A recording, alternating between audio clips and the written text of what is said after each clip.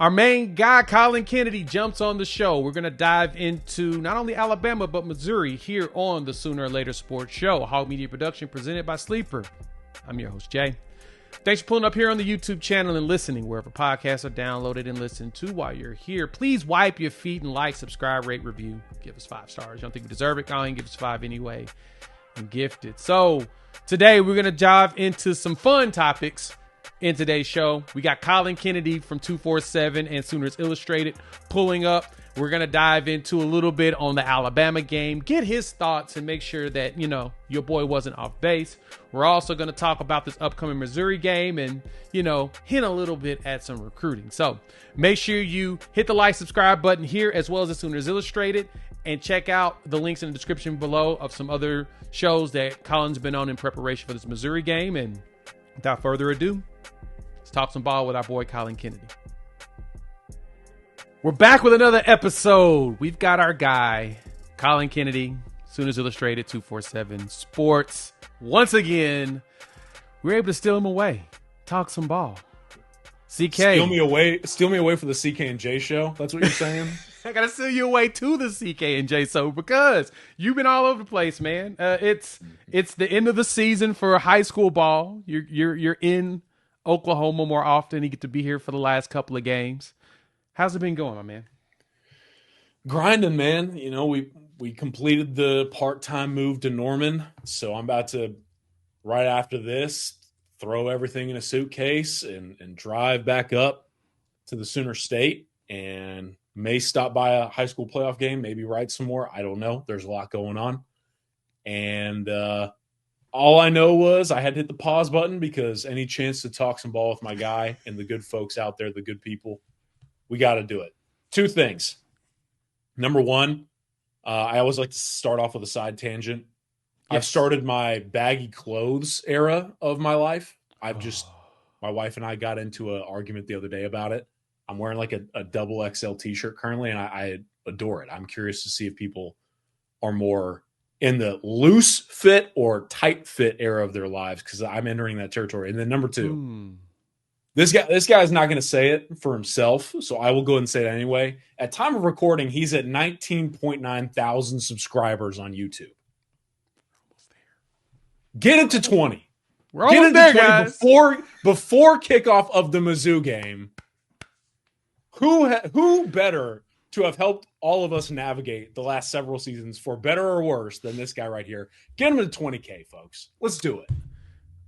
I appreciate that, CK, 100%. Yes, we are right there at the cusp. We're about 80 subs away, guys. I'm going to make sure to tweet that out, too. Just help your boy out. Let's get to 20. Hey, I'm subscribed on my work account. I'm subscribed on my personal account. And I'm subscribed on my buddy's burner account that he accidentally gave me access to. That's what I'm talking about. Get out there and rally the troops. Let's do this. We're there. Right. Oh, no, we appreciate that. Yeah, like, subscribe, hit the bell notification, join all of that. But Collin, as you said, high school game. You going to go to Carl Albert McAllister? I think that's who this playing this weekend. I was looking at Mustang and Broken Arrow. Ooh. Now, and that's at Mustang, right? That is at Broken Arrow. Oh, that's in Tulsa. Yeah.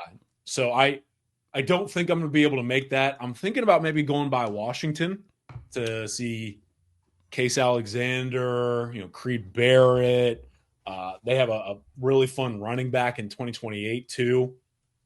So yeah, I that's what I'm thinking about. That being said, there is a very real world where I have to do another multi-hour drive, and I still have writing to accomplish. And I just say, let's get some Qdoba down the street and go back to our place and knock some things out. You know what I mean? And knock some work out. Not too bad. Make sure you check out over at Sooners Illustrated on the channel, the recruiting show every Thursday. Go check it out. Collin's talking about all of the great recruiting that's happening right now. But I want to talk some ball. We'll talk a little recruiting here at the end to definitely pub to go watch that video. But Oklahoma pulled out the unthinkable against Alabama. Crazy. 23-21. And I talked about this on the live yesterday. I thought it was funny how the response has been from a lot of the fans, Bama fans, even some of the national folks, that Alabama gave that game to Oklahoma rather than Oklahoma taking it from them. Yeah. I laughed at that because it was brought to my attention, even though I realized it when I heard it, I was like, yeah, that's exactly what happened. We led about 75% of the game, if not more. Mm-hmm. How is that them giving us the game when we're sitting there 10-0 through most of the game and you're all the way up to 20-14 before they finally take the lead late in the third quarter?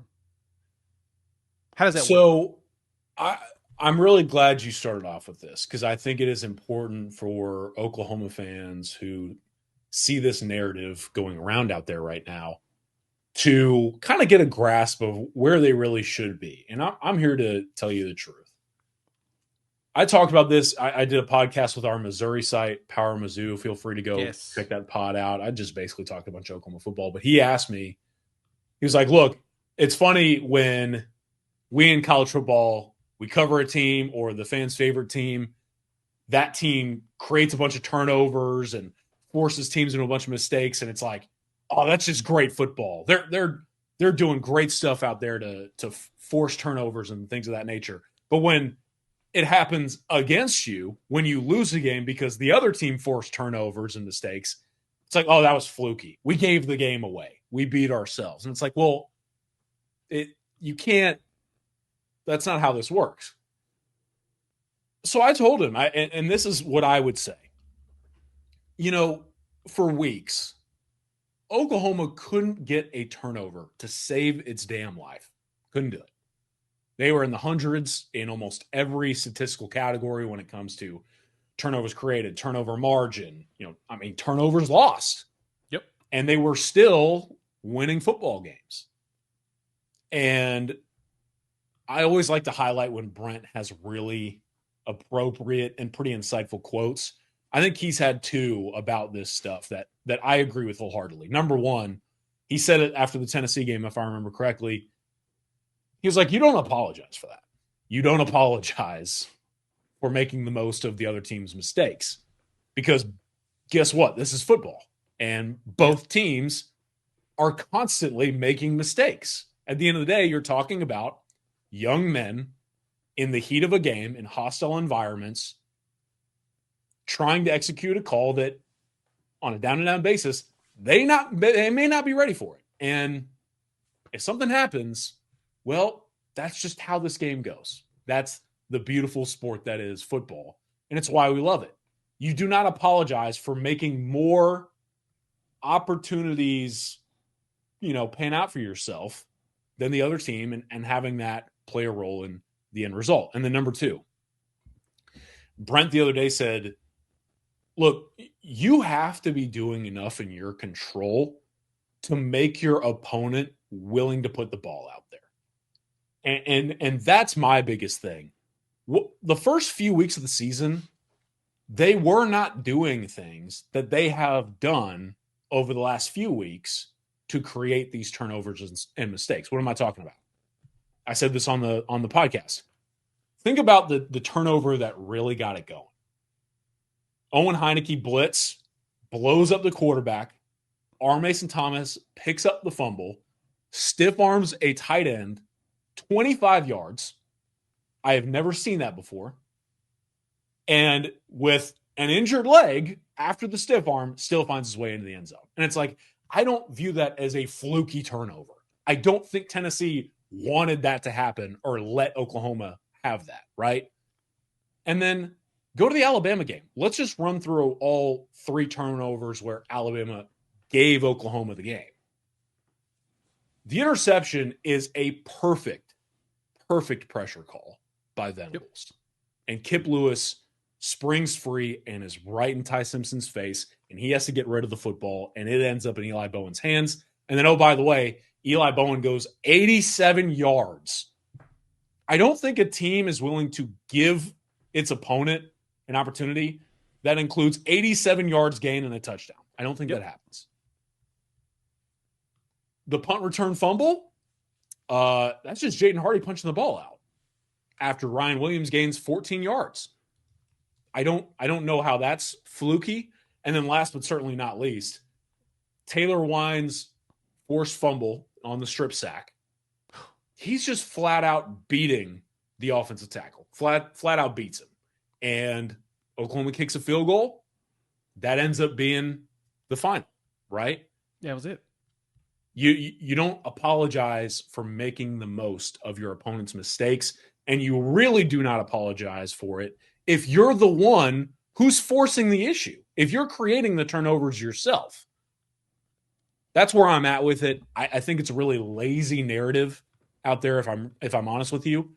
And to me, it reveals that people aren't watching the game, they're not watching the tape, and they're not understanding turnovers are a two-way street. Yes, it's about the individual giving the ball up, but it's also about the defense doing what it takes in its own control to force the ball out. And that's what Oklahoma's been doing over the last few weeks. They figured it out. They figured out the thing that they needed to do in order to get turnovers to start happening. They started, it was more of a, to me, watching more tape. Yes. Catching those tendencies that you need to catch. I saw some Alabama guys say, they're like, when they saw, I think it was Kip, the way he blitzed, it felt like he knew what the play was. Yeah. A lot of tape watching gets you to that point. Robert Spears-Jennings, I think he knew what that play was when he got his interception and got called back because of Kendall Daniels' pass interference. Yeah. He knew what was coming as well.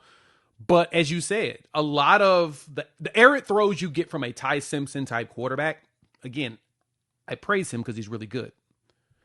You don't get those unless you make him throw the ball when he's not ready to. Right. They were making him get rid of that ball a lot earlier. So when you look at this game, let me see, it was at 7 minutes and 27 seconds left in the third quarter when they scored. So that's what, 7 minutes and what's that, 33 on top of 30. Said 37 minutes and 33 seconds, Oklahoma had the lead. Just think about it that way, guys. That's why I want to say that, because I needed people to understand the first 37 minutes and 33 seconds, Oklahoma had the lead to this game. Yep. Wild. But then, I think that you add to that real quick, CK, and I think you'll appreciate this. After that touchdown, Alabama did not cross the 50-yard line the rest of the game. Wild. I don't know that that's fluky. Would you call that fluky? And then that's not fluky. I'm glad you brought up the RSJ interception. Think back to this too. They had 3 turnovers in the game against Alabama.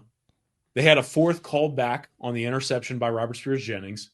And they technically forced the fumble that Kobe McKenzie did not pick up just before the pick 6. Yes, I give Kobe grace, because if he recovered that, we don't have the pick 6. Now, that's so bad.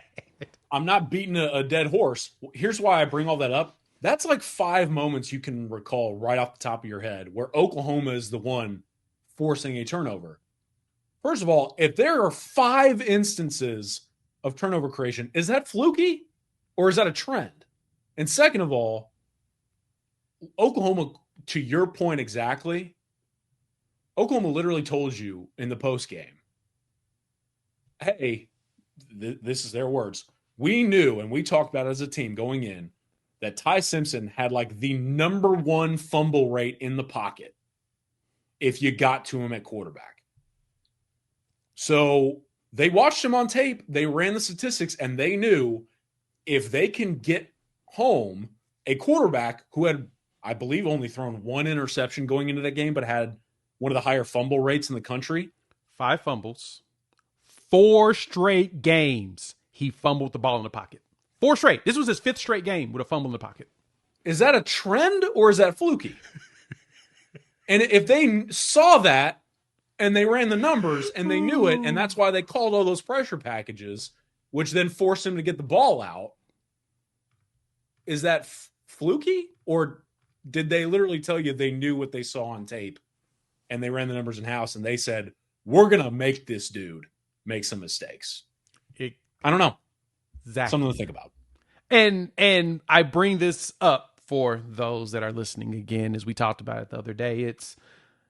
I needed to make sure I had another person that has seen this and understands it. Because like you said, if it's your team, you're like, oh, we did this, that, and other. If it's the opposite of your team receiving these problems, you're like, oh, well, we just screwed up with this. No, it would have been both. I mean, I talk about it with the Ole Miss game. We did not adjust. We got out coached. Period. That's it. Lane changed his entire game plan, and we were not prepared for him going really slow, which was in the rain. Genius. If you were thinking, I mean, hell, we came back and took the lead. We could have won the game with wide open dudes. We just didn't execute, and we didn't adjust. So it was them. They won that game. So before we continue the video, we got to give a shout out to our partners at Sleeper. You got to check them out.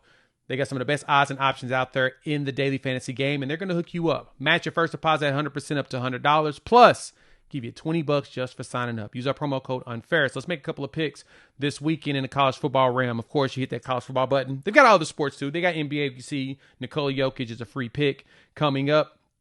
But you can come in here, and it's easy to kind of even narrow it down. So, like, you can scroll through and look at everybody, or you can pick whatever conference you want to go into. So we're going to come right here into the SEC, look at some of the 4 games that make the most sense. Missouri versus Oklahoma. So, of course, you got questions. John Mateer, going to take more. Hardy, he's probably going to score a touchdown, so we'll take the more. I'm going to take Xavier Robinson scoring 1 touchdown. Same thing with Isaiah Satania getting some yards. I expect us to hold Jamal Roberts from scoring a touchdown in this game. And, we're not going to see odds. I don't even know why they got the more in here, but they want to play with our emotions. But you pick 2 or more players, pick more or less the stats, and you can win up to 1,000 times your money, making these game days into paydays. So use our promo code UNFAIR. They're going to match your deposit if you want to at 100% up to $100, or $20 just for signing up. No deposit needed. Terms and conditions apply. See Sleeper's terms of use for details. All right. We're talking to our guy, CK, from Sooners Illustrated. Appreciate you joining us. Hit the like, subscribe bell, notification. Go check them out, Sooners Illustrated. I'm going to have the link in the description below of him talking to the Power Miz folks about the game too. But that's what we're going to talk about. We've got this game coming up this weekend. Massive recruiting weekend opportunity as well, because I'm seeing the list are starting to grow. I'm seeing the post on social media all morning. I've seen like 6 or 7 kids finally say they're going to show up. Mm-hmm. So, Collin, going into this game, it looks like Bo Pribula is going to be a game time decision. Right now, he's questionable. He was doubtful the day before. He's questionable today. They're expecting tonight for him to be moved into probable, and then game time first thing in the morning. How do you feel? What do you think Oklahoma has to do? Like, what's the one thing you think they got to do to win this game? Stop the run. I mean, it's really that simple. Just stop the run. And I mean, let everything else take care of itself. This list legitimately is a meeting between the unstoppable force and the immovable object, like to a T. That's exactly Missouri's rush offense, which is the unstoppable force right now, is the number 1 rushing offense in the SEC and 6th in the FBS. They're averaging 241.7 yards per game on the ground. Again, first in the conference. But the conference's top rush defense, the immovable object, awaits them on the other side. Oklahoma only allowing 82.2 rush yards per game. That's just crazy. This is my thing with it. Ahmad Hardy, one of the best in the country. Brent joked about it, that they had learned Ahmad Hardy has nearly 1,000 yards after contact. Oh, so he's like Brent Ashton Genty 2.0. Yeah, like Brent was like, I didn't even know that was a stat. He was giving Mike Houck some crap for it. He was like, that's a good one that Mike found.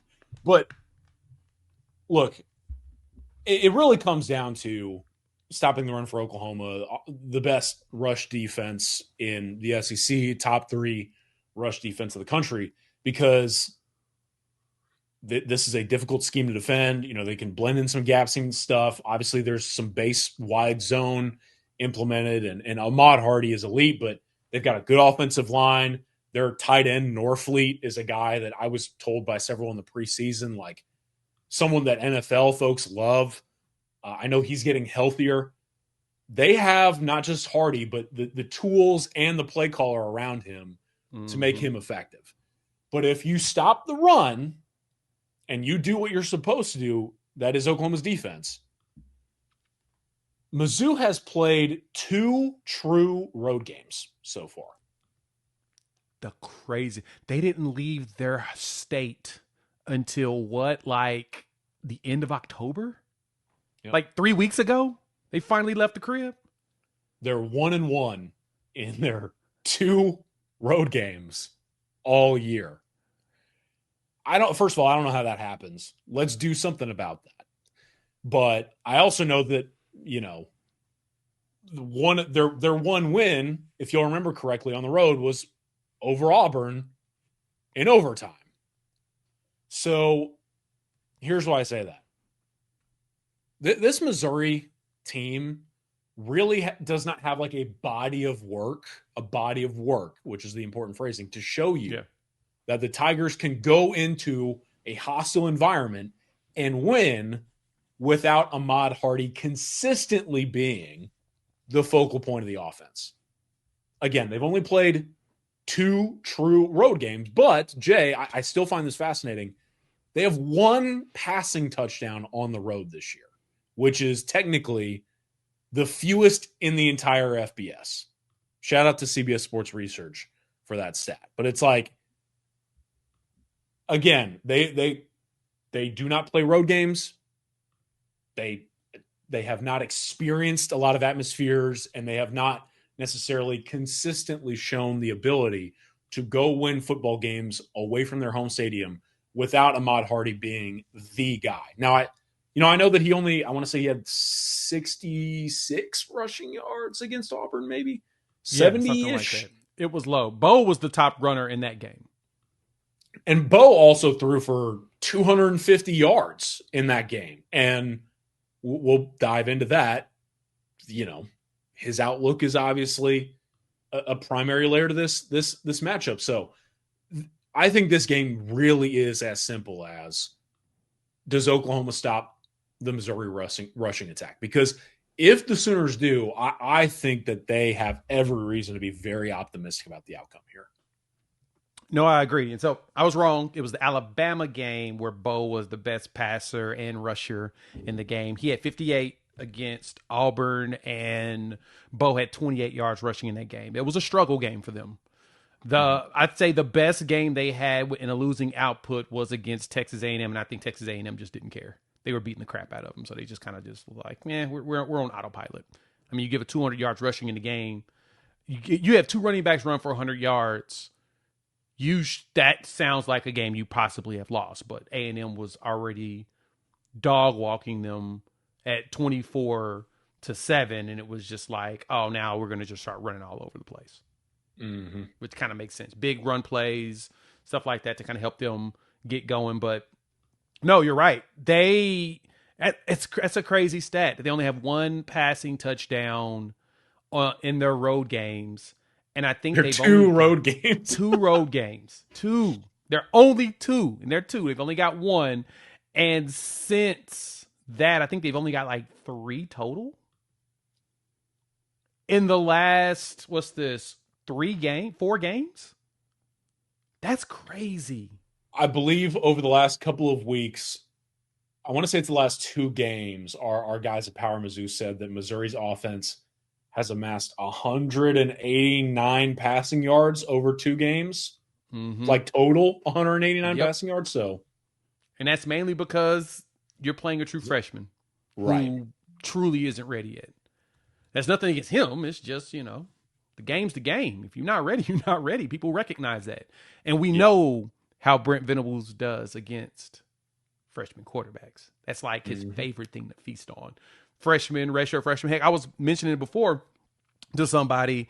When we played South Carolina last year, without those defensive plays, their offense was very pedestrian.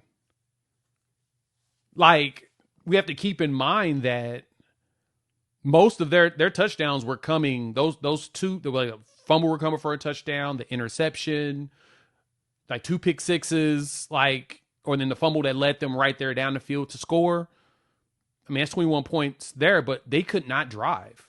Their passing wasn't really all that great. Their running wasn't all that great. I mean, Rocket Sanders was solid, but he wasn't dominant like you would have expected because of the score. Now, granted, they may have tried to vanilla it down, but you still got to make sure you don't let a team come back, a la Texas A&M. Yeah. You don't want that to happen to you like they allowed to happen to them this year. Probably should have kept their foot on the gas, but I digress. This Missouri game, I'm really intrigued to see, because Bo being the quarterback is not going to me, a good idea. Let's talk about that. What are your thoughts on Bo Pribula potentially playing? And I'll provide some important context here quickly. Number one, I feel like we can all share a similar sentiment here. I mean, thank the Lord he's okay. Yes, because that was gross. Thank the Lord he's okay. I am actually extremely happy for him on a human level, because that injury was, it was pretty gruesome. I don't know another way to put it. I thought that was going to be something that hung over him for a long time, and I hated it for him, because I think you talk to people and you hear nothing but great things about Bo. Yeah. So I'm really glad he's okay. I would love to see him out there. That being said, from a game standpoint, a quarterback with a left ankle injury of that caliber, who's going to be a game time decision, Jay, your thoughts on what shot that gives the Tigers, or how much of a boost do you think it even provides them if he's, let's say, 60 to 75%, which may be optimistic. Before we keep going, let's talk about our partners over there at Sleeper, our presenting sponsor for the channel. We have to give them a shout out. If you have not checked them out for daily fantasy ball, you are missing out. They're more than just season-long fantasy, and they've got some great promos and options. Like right now, if you use our promo code UNFAIR, they're going to give you $20 just for signing up. And if you decide to make a deposit, use our promo code. They're going to match your deposit at 100% up to $100. And so all you do is go inside of the app, pick 2 or more players, pick more or less on their stats, and boom, you are in the game, and you can make up to 1,000 times your money. So turning those game days into paydays. Also, inside the app, cool stuff. They show you live stats. You've got a chat function so you can chop it up with folks about the biggest plays and the biggest players at the time. So if you want to get into the action, you have the opportunity. Use our promo code UNFAIR. They're going to match your deposit at 100% up to $100. And new users, $20 just for signing up. No deposit is needed, so doesn't hurt to try. Terms and conditions apply. See Sleeper's terms of use for details. You plan on cutting with that ankle on this defensive line? We've watched Taylor Wine run somebody down, snatch them legs and make them fall. Put it this way. Kendall Dobie's injury was similar to this. That was gone after the Tennessee game. Similar. I don't think Bo, if I'm correct, Dobie didn't really have ligament damage either. And Bo didn't, but he's been able to come back 4 weeks later. You're going to a bowl game. I would not rush this. Playing spoiler, sure, sounds like fun. I would not rush him back, especially because he can come back next year. He has 1 more year left of eligibility. Why would you put him in a circumstance to where he could potentially not be back for spring ball? And that's going to be critical for, the running joke right now is we don't even know if Eli Drinkwitz is going to be there next year. And Bo's most likely going to follow him. He may go back to running joke is that those two are a tandem to wherever whether he's staying in Missouri or going somewhere else. Yeah, they both end up back at Penn State. Well, he can back at Penn State while Eli takes the job. It's in the air. My point is, why would you risk that? That's not a risk you want to take. Like, I understood why Mateer came back. That was more of a ego thing. From Little Elm, nobody really recruited him. Oklahoma, he was on campus back in 2020. I mean, heck, his commitment picture was him on campus in 2020. And he got a chance to play in one of the biggest rivalries ever. And a chance that it could be his final season in college football. So, yeah, he wanted to be in that game just in case. Granted, we now see that he will be back. Ain't no reason for him to try to leave. Yeah. Granted, he has traits to get him drafted in the probably late day 2, early day 3. Add some production to that, you probably can up yourself a little further into the day 2 world. He'll be back. Bo's coming back. You probably don't want to risk that. To me, I wouldn't want to risk that nasty of an ankle injury. And then you had Sam Horn, who's also down. Man, get to the bowl game. You probably beat Arkansas, even though Arkansas puts up points on everybody. Yeah. If you can figure out how to score with them, you did it with Mississippi State, who's similar. They can put up points and offense, but they just can't stop anybody. You should be able to, I don't know if you're for 300 yards again, but you can do that. To me, it's let that dude sit. But I figure most of this is gamesmanship, dog. Real talk. I don't think that this is legitimately, we're going to put him on the field against one of the best defenses in the country. Especially if you're not even playoff bound. Why put yourself in that situation? Well, first of all, I'm proud of both of us for not taking the Booger McFarland route. But I'm with you because here's the other thing. Like, it is what it is. Mateer also rushed to play in the Texas game because there was a ton on the line. Yeah. Right? Like, true. They win that game. Everything looks completely different, right? In this one, I just, especially with a quarterback dealing with a left ankle, like Missouri is going to have to find ways to work in play action. They're going to have to find ways to maybe call a few trick plays. They will at some point need to move the chains on 3rd and long. And I'm just very concerned about his ability with that ankle injury to move around, whether it, roll out structures, to scramble in the face of pressure, and just on a down-to-down basis, do what it takes from a mobility standpoint to not just play the quarterback position, but to play the quarterback position against a defense like Oklahoma's, one that, is so driven towards pursuit speed, right? Yep. So I'm a little bit worried about him, man. I'm worried about him because, like you said, he can come back. He should come back, and he will have an opportunity to be one of the better quarterbacks in the country next year. And on top of that, too, they play Arkansas next week. That's a rivalry game. And I believe Arkansas. I love that.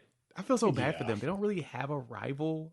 You would think it was Kansas, but they don't make it a quote-unquote official. I guess it's funny because Missouri's rivals, the people they consider rivals, they actually have an actual rival.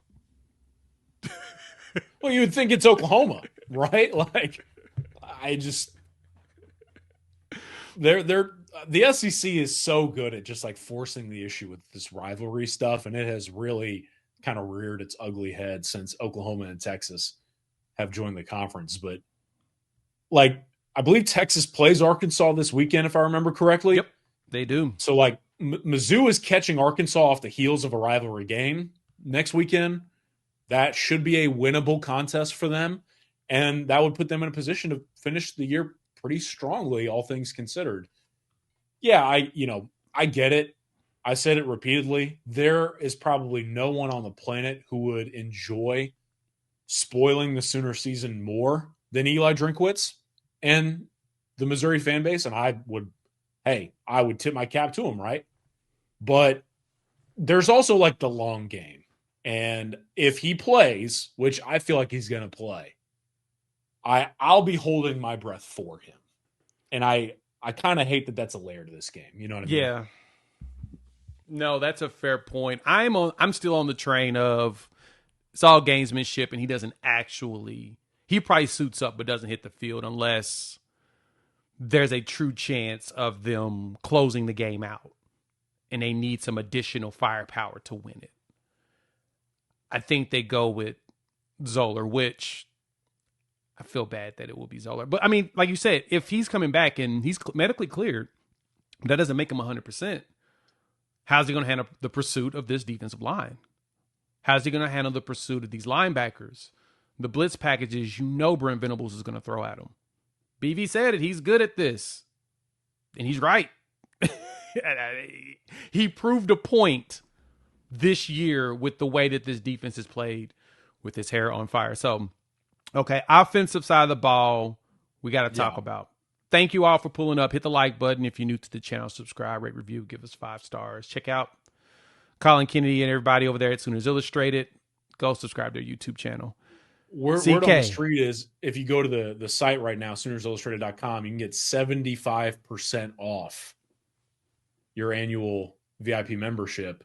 And then I believe that's like 20 something bucks for a whole year of access to the entire network. So if you wanted to, I don't know, read a message board or two at LSU or Florida or Penn State, and you wanted to kind of see what's going on over there, you could do that and read Oklahoma coverage. But also at the end of the year of your promotional period, UFC coming to Paramount and CBS. So you would have unlimited access to all things Paramount Plus, including UFC. Just a thought. 75% off. Go check it out. 75% off. Go check it out. Okay, this offense, man, it's been a frustration for everybody. And we talked about this a couple weeks back, right? We don't feel like Mateer's 100%. And honestly, I don't think it's his hand. I still think it's the knee. It doesn't look like he can plant.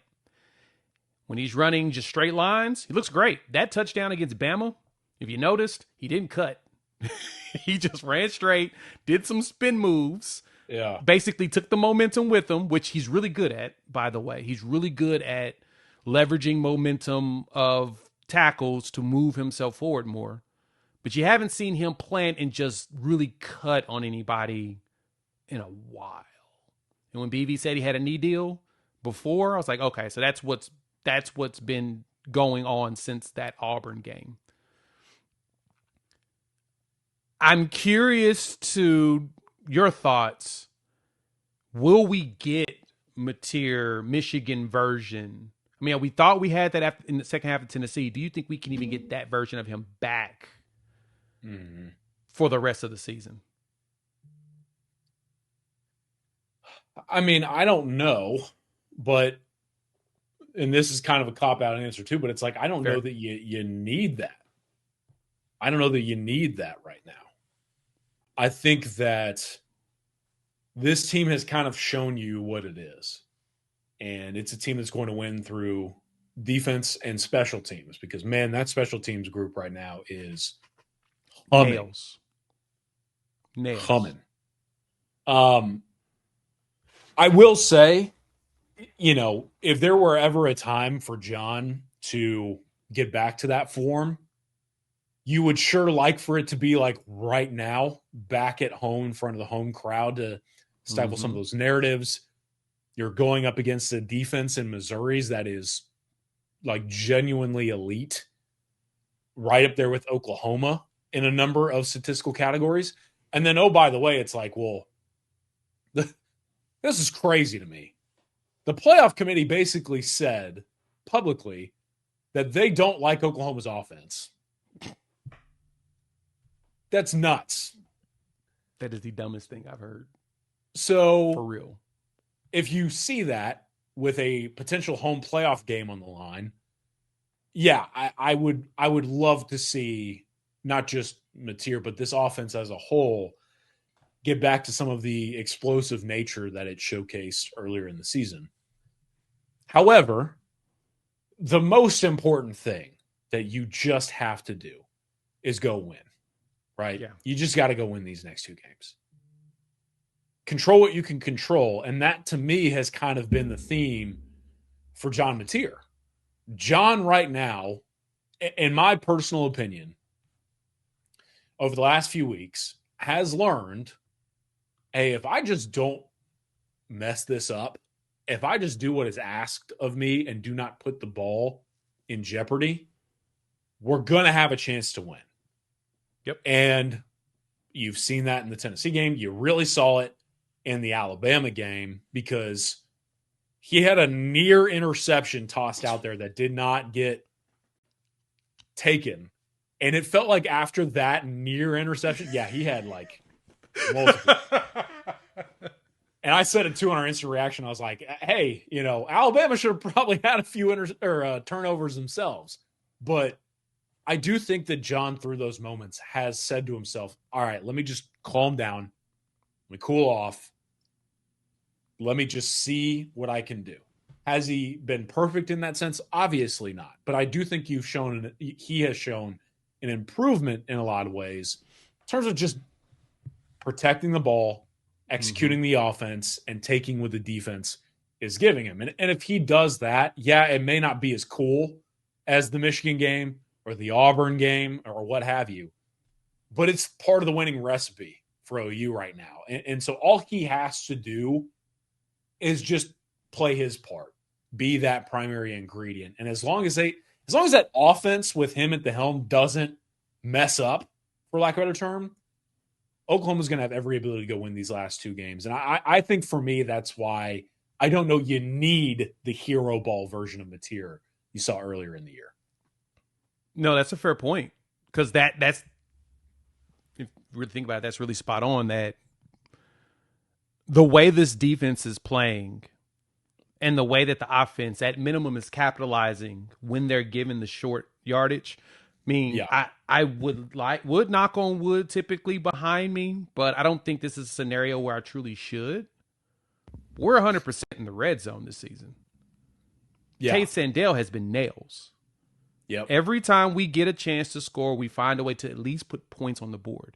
And we're not being overly cocky in any of these to where we feel like we should go for it in any of these scenarios. We're saying take the points, move on. Because we know the defense is nails enough to allow us to take that money and then probably get more money down the line. Yep. Getting 6 turnovers in 2 games with 2 defensive touchdowns feels more calculated than people realize. Now, granted, the bounce has to be right, but the bounces have been right. That final, the R. Mason Thomas, the Owen Heineke to R. Mason Thomas fumble recovery for a touchdown, the Eli Bowen pick 6, the hit by Taylor Wine that perfectly sets us up for game-leading field goal or touchdown, whichever one you could have gotten. That's what you hoped out of, this defense, and the fact that the offense has been able to do just enough, even with its limitations, is big. Now, going up against this Missouri defense is not bad. Efficiency-wise, it's around in the 30s, in the top 30s in just about every important metric. That's really good for the record. Out of like 130, that's really damn good. That's really good. And also, by the way, if you look at total defense, I know the numbers are a little skewed. Oklahoma's at 11. You want to take a guess who's at top 10? Missouri. Now, I say that they're not bad. I say that they're good, maybe not great, but good, because the caveat there is the competition. Right. They ain't really played nobody besides Bama, Vanderbilt, Texas A&M, for the most part, are really the only offenses with a pulse that they played against this year. Yeah. And Bama did struggle. Yeah. On the road. A&M did not. That's where your differences, I guess you could say, in, like I said, who they've faced and what they've done. Now, if I'm correct, did A&M get a defensive touchdown in this game? I don't think they did. Can't remember. No, I don't think so. Okay. I want to make sure I wasn't crazy. It felt like they possibly got a defensive touchdown. They did not. They just ran it down their throat most of this game. So for us, it's really going to be on the shoulders of our running game. And so I guess I got this question for you then, CK. Toss this back at you. Are we going to even be able to run the ball? Who running the ball? Are we going to put Jared Kanek back there? Because I'm just trying to understand. The running back room has been weird. Like, the availability report only shows Javonte Barnes, which the assumption here is he's redshirting. He's going to transfer because he wasn't going to really be able to play this year. So he's going to try to get his final opportunity to have a full season as a starter somewhere. You know, UNLV could use another running back. Go back home. I mean, that's what I'm just thinking about, right? I mean, UNLV is a good football team. It is. I mean, Dan Mullins is doing work. Now, granted, Mullen may get a job coming up soon if he decides, but he should have came here as OC, but I digress. I think he's showing you he shouldn't have. Fair. He's showing you he shouldn't have. Fair. And that may actually cost him from being able to get a job. But no, what are we going to do with this running game, though? Like, for real. Like, what do we do? What can we do? So before I dive into that, can I throw some numbers at you real quick that I think are very important to consider? Love it. So we were talking about the instant reaction right after the Alabama game, and your brain is jumbled. You're just trying in the heat of the moment. You're exhausted to summarize the game. And I don't know if you caught some similar flack, but we brought up that Alabama basically doubling Oklahoma up in yardage in that game, and literally at a historical rate. I believe that's like the fewest total yardage by a team in a top 10 ranked win or something. I can't remember the exact stat. Mm-hmm. And obviously a lot of people are like, oh, yardage doesn't tell the story. I get it. Here's why that 212 yard mark is important, folks. In that game, they averaged on offense 5 plays a drive. 5. They averaged 18 yards gained per drive. Their touchdown percentage was 9%. So you want to know why the 212 yard mark was important? Because they were averaging starting at their own 43 yard line. That is Oklahoma. And on average, they were going 5 plays. And yet they still had 4 scoring drives. They had a defensive touchdown. It really is one of those things where, like you're talking about, it's not pretty. They're not sustaining drives on offense. That is why that yardage marker looks the way that it does. But between the 87-yard interception return for a touchdown and the 42-yard punt return by Isaiah Satania, which I believe nets out to, 129 yards of hidden yardage. Yep. I'm probably spotting the math incorrectly, but I know I wrote it somewhere. And you're close. Anyway, I think when you go into this game, I would love to sit here and tell you that, like, as far as running the ball and everything, it all is going to be about Oklahoma's ability to sustain drives and run the ball and all that. But I'm going to be flat out honest with you. They just have shown that they can't sometimes. They just can't sometimes. Doesn't mean that's not the case all the time, because I think they showed you that a little bit against Tennessee. But in this game, as far as who's running the ball, I don't know. Look, I think Xavier Robinson has a shot to play. I think. We'll see. Mm-hmm. Torrey Blaylock is still dinged up. I mean, X-Rob is far from 100%. I believe he's dealing with a bruise. And then there's Taylor Tatum. And he's on the availability list. Our guy Josh Calloway brought him up in the preview pod we did, and it's very correct. Like, Taylor Tatum, they've said that he's gotten dinged up a lot in practice. I believe that is part of the equation, but I also think we all kind of know the deal that maybe part of that too, through those injuries and everything, is maybe Tatum asking himself, all right, well, what is next for me, whether it's in Norman or elsewhere? And we did this song and dance not too long ago with him as well. And hey, he's still stuck with Oklahoma. Like, if Taylor goes, if he is a go, then I think that is someone, in my opinion, that ends up deciding the football game. Because if X-Rob can't be at 100%, we also know X-Rob's running style, north-south, get downhill, 4 or 5 yards in a cloud of dust. He can break it out, but that's after he continuously leans on the opponent. How he's going to be able to do that dinged up, we're going to find out. I hope he plays. We also know, though, that Taylor Tatum is just a dynamic athlete. And he has also the ability to make plays out of the backfield in the passing game on paper. On paper. We could go through this game and Taylor Tatum can end up doing absolutely nothing. But he's off the availability report for the first time in seemingly a while. And when you ask me, hey, like, what is this going to look like? Well, we know about X-Rob. We know about Torrey. We do not know about Taylor Tatum. And that is a clear talent still. Yeah. I personally believe going into this game, a massive key is identifying whether or not an athlete the caliber of Taylor Tatum is going to be able to provide you some sort of contribution. And if he can't, I think Brent told you in the press conference what they plan to do. I think he literally admitted it. He said, we're going to get tested at running back, and honestly, we probably need to start spreading the ball around a little bit. So it literally may come down to, hey, Taylor, you ready to go? And if not, this feels like a game for me where they're going to be leaning on the passing game, specifically the short to intermediate stuff, as an extension of the run game in a time where they really need it. Jet sweeps, pop passes, get Burks and Satania in space and let them go juke people. I was about to say, Deion Burks and Isaiah Satania better be ready to do some of the stuff that they started to do earlier in the year. Because do some drags, do some underneath. Yep, it's going to be a lot of underneath, because that's what I think Missouri's going to give us that too.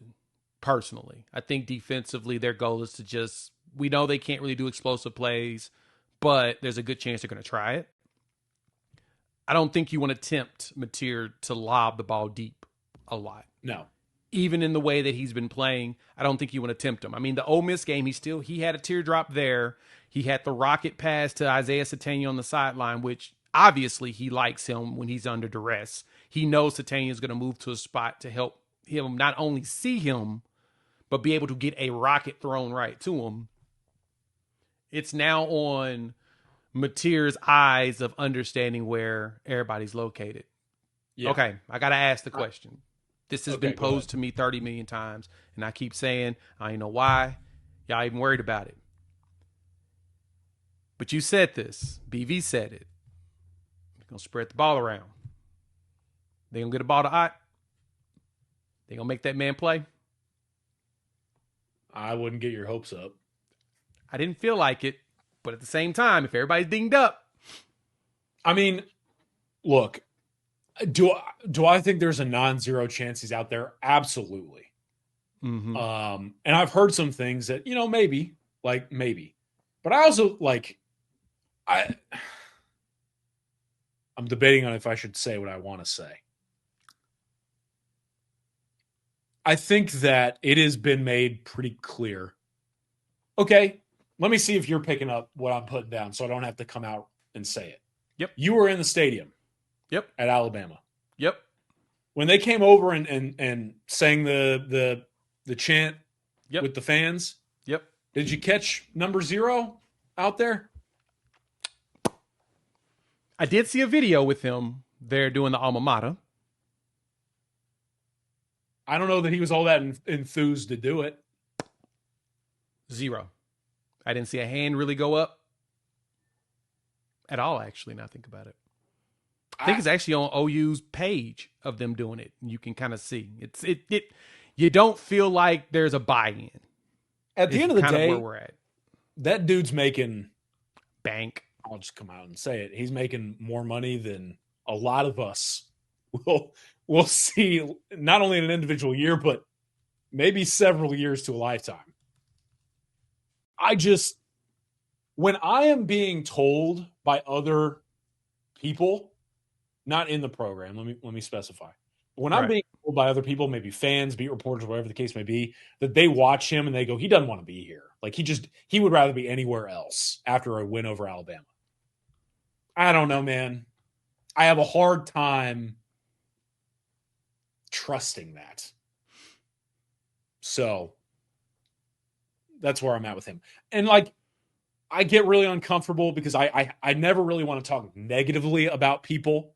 Same. And I hate it. I really do like love and appreciate covering this program right now because I think there are a lot of good people in it. It is just clear to me that we just shouldn't factor him in until proven otherwise.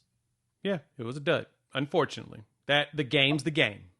Yeah, right. It just is what it is. But yeah, all right. I've got something for you. Okay. This is one of my keys to the game going into this because we're talking about running the football. We're talking about the extension of the run game, spreading it around. I do think that you should expect maybe some of the sweeps, the drags, the screens, because, and I'll talk about this more in a second, but Missouri's defensive line, I mean, they're unreal. Pretty good. It's actually a pretty good defensive line, especially the edges. So is this weekend the toughest test for this new look Oklahoma offensive line? Ooh. So let me present some context, and I'll get your answer. If you think about it, since Eddie Pierre-Louis came in, since Foje took over, since Fasusi really kind of took a step after, I would say, the Texas and South Carolina games, since this kind of new look group came together, you know, they played on the road against Tennessee, they won that game. They played on the road against Alabama, they won that game. Big wins, don't get me wrong. They played a primary role in both, and it has been very cool to see that younger group go out and navigate those tests. I flat out think that this Missouri defensive line, I know you said I can cuss. They're the kind of group that I like to say got some shit on their shoes. Like, they are blue collar, into the dirt. They are ready to come into a game and do what it takes in the grittiest way possible to go win. And they're going to let you hear about it. Like, this is the kind of Missouri defensive line. I don't know if you saw the coin flip video from the Auburn game, but like, that kind of stuff is coming to Norman. Yep. Their two edge rushers are great. If you'll remember, they got a Chris McClellan in there as well. It is just I think this Missouri defensive line is talented, but like, they are not afraid to get covered in field paint, covered in mud, throw a punch, and let you hear about it. And I think a defensive line group like that is so willing to embrace the tough stuff, that is willing to test the mental fortitude of a group on top of the physicality you have to have. And that's the other thing too, kind of talking about like the mud on their shoes. This defensive line is great in pass rush. They will set the edge and they will play discipline in the run game. Yep. They're going to test you. Yep. I just love what this Missouri defensive line is about. I think it's a hardworking, like, get into the nastiness of a game type of line. And this young offensive front for OU now coming back home, playing in front of its own fans, where there have been some struggles at times. The expectations are high. It's a tough test. Really good Mizzou defensive lineman.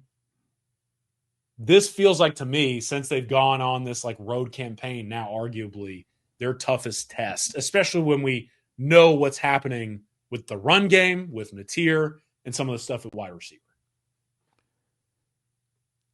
Yeah, this is going to be the toughest one. Like I was thinking, let me see, would it have been potentially Texas? And when I looked at that Texas game,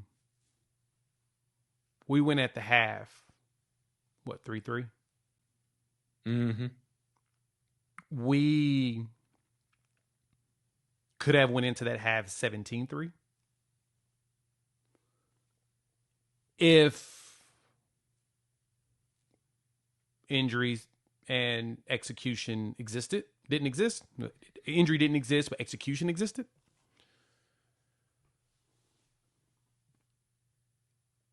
So I thought Bama's line was going to be the toughest.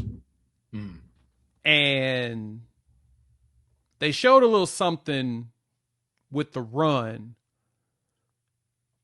But truth be told, our pass pro was fantastic in that game. We were really good overall. Yeah. When Mateer didn't bail from the protection, we looked good. When he bailed, it caused, more issues and more friction, potential holds and things of that nature. So to your point, can't be doing that against this Missouri line. You have to get comfortable in your pocket and allow your line to do its job and get rid of the dang ball. Either tuck and run straight, throw that thing. So with this new look line, which I think the thing I do appreciate with this line is that they've been together playing with the last, 3 games? 4? Yeah. So I can't remember exactly when Eddie Pierre-Louis started to factor in. I'm trying to think. I feel like it was South Carolina. I want to say it was South Carolina as well. I think it was South Carolina when you started to get him. So that's 4 games of starting, which I can pull it up on PFF. And I will say, while you're looking that up, it's like Dylan Stewart goes down in that game. I think his defensive line is good.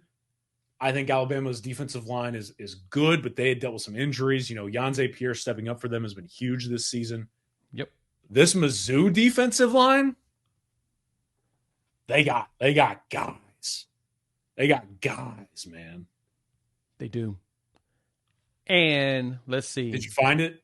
I'm pulling it up now. Of course, I love when you pick schedule and PFF decides it wants to slow itself up. And I will say, too, like South Carolina's got some guys.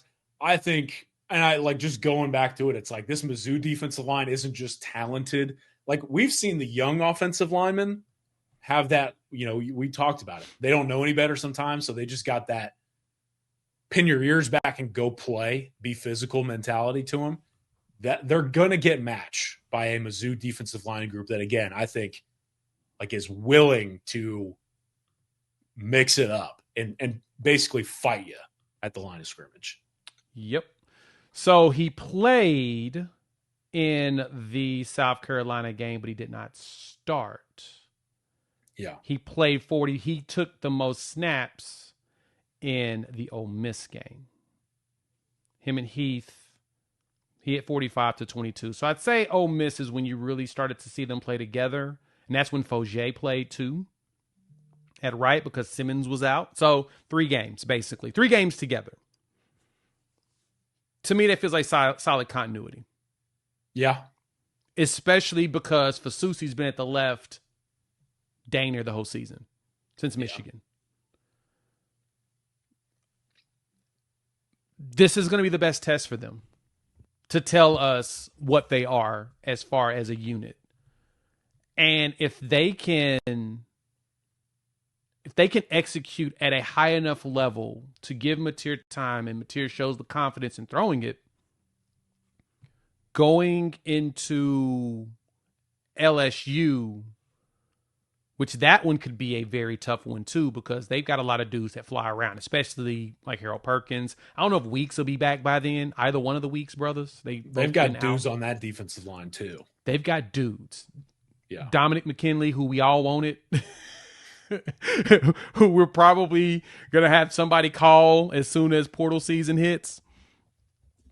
You know, his agent has been hit up numerous times, and people, well, they probably got that initial call and said, well, he's a Louisiana kid. Do we really think he's going to leave? Probably not. So, yeah. Especially because his little brother will be there next year. Nice to get both of them in Norman, but I digress. These 2 weeks is when we're going to really see what our line is made of. So, yeah, you're right. This is going to be the test. I am very curious to see how they execute it. I just saw PFF put out that Fabechi Uewu is one of the top-rated guards, the top-rated right guard in the country right now. Yeah, I believe he's like arguably the best right guard in pass protection in the country currently. Whomst amongst us would have thought? Not me. I always gave him props because he has been hands down the most consistent offensive lineman since we joined the SEC, because he's the only one that's played every game the last 2 years. Mm-hmm. So I got to give it to him. I said it before that he felt like he was going to turn into another McCabe Matauer. Year one, we're kind of like, yeah. Then year two, you're like, oh, so year two at Beaton Bow, you shape into something that we need. He's becoming that, because I always felt like that about Matauer, is that he was good enough for us as patchwork as we was reconfiguring things. But then the second year he made that leap, and then of course he gets kicked out of the game, and everybody gets excited and just love him because now he's the soul of Oklahoma. I just love how we do that. Player does a weird sacrifice, and we're all just, oh, that's my guy. I love him to death. Whatever, man. Come on, y'all was yelling for that dude. Y'all sending them death threats.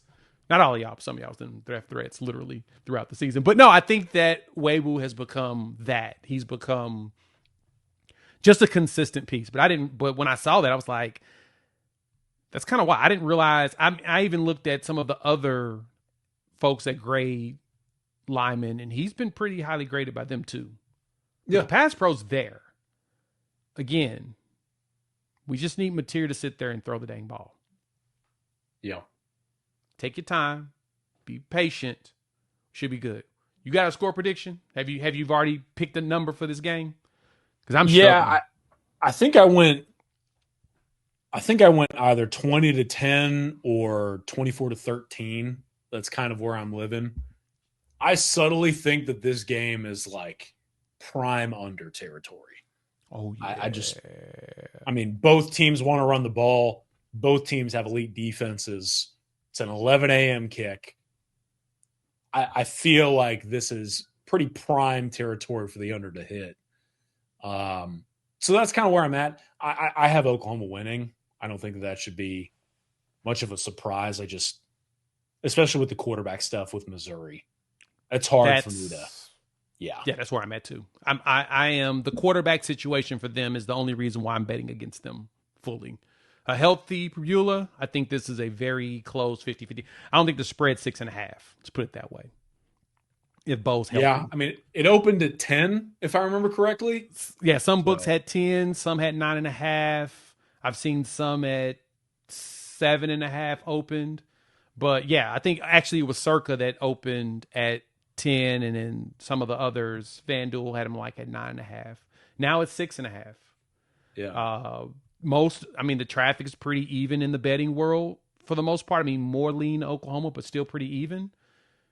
I'm waiting to see if a whale's going to drop something. One of the big sharps drop something to really try to shift things, but it appears Vegas is comfortable with the money that they're receiving on both sides to run with it.